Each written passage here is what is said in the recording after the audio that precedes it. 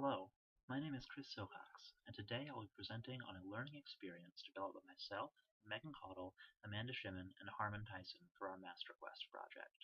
This learning experience is titled Students in Nature, a Thing Link between the classroom and the outdoors. One of our initial goals with this project was to use technology to form connections between a traditional classroom and the outdoors.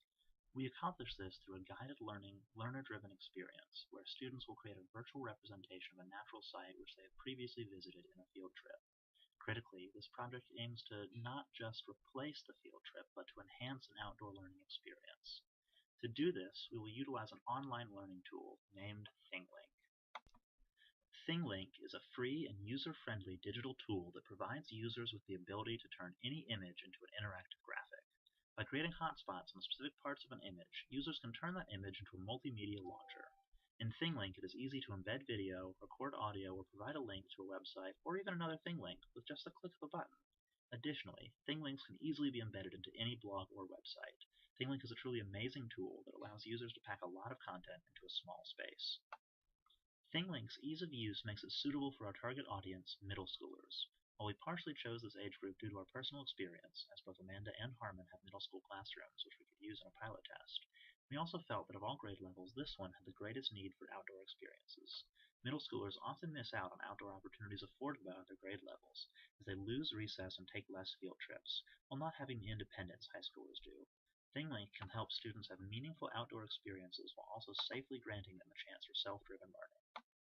Our explicit objectives for this project were to have students collaborate and use ThingLink to create an interactive model of a local ecosystem, and to have them identify different aspects of the ecosystem and understand how those aspects interact with one another. Also, students would be expected to perform research on chosen aspects of an ecosystem, be able to identify and properly cite credible scientific and fact-based sources, and finally, to be able to recognize the importance of the environment in which they live and explain ways to preserve that environment. This course can be broadly divided into 3 modules. During the first module, students will take a field trip to a nearby natural site. While there, they will take pictures of things which are of interest to them. Upon returning to school, they will take a single picture from their collection and write a reflection on it before posting to a shared class ThingLink. After posting, students will look at the work done by their fellow classmates. They will pick at least 2 things posted by their peers and compare it to their own post, helping them make connections about the natural world. These modules were put to the test on some of Harmon's own students a few weeks ago. Our pilot had to be modified slightly due to spring holidays and various breaks. However, 6th and 8th grade students were able to complete the project given the parameters. They were able to capture sounds, videos, and images and add them to an aerial photograph that we used as the base of our ThingLink. They found it very feasible and had quite a lot of fun doing it. Next, I'm going to throw it over to Megan, and she's going to give you a demo of how ThingLink works. All right, so this demo is actually the product of our pilot, and what we have is our backdrop image here. That's the aerial view of the area where the students were asked to explore, and then each of these red dots represents a link that that student has embedded. And so if we just follow one of these links, you can see that this particular link takes us to an image of the student with his fish, a short caption, and then even a link to go read more about this fish.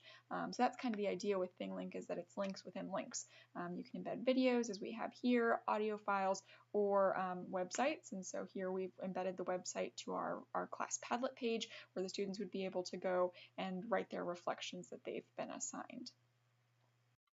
Thanks, Megan. During this learning experience, there will be 4 opportunities for assessment.